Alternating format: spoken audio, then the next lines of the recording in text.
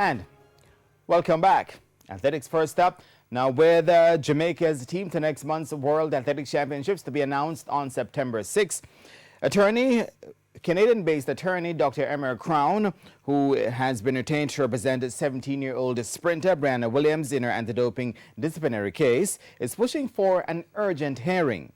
This follows Tuesday's confirmation that the B sample of the double world under-20 sprint gold medalist confirmed she tested positive for the banned diuretic hydrochlorothiazide.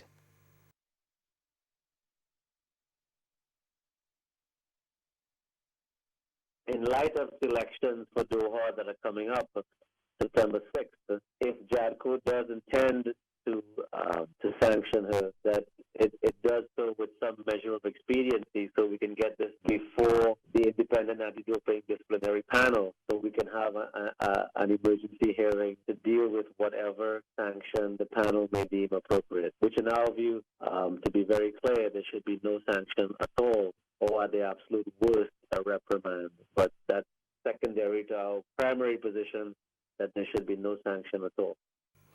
The Atterbolden coached sprinter returned the positive test for hydrochlorothiazide during the national trials in June, where she clocked a national junior record of 10.94 seconds to take third and provisionally booked her ticket to the World Championships in Doha, Qatar.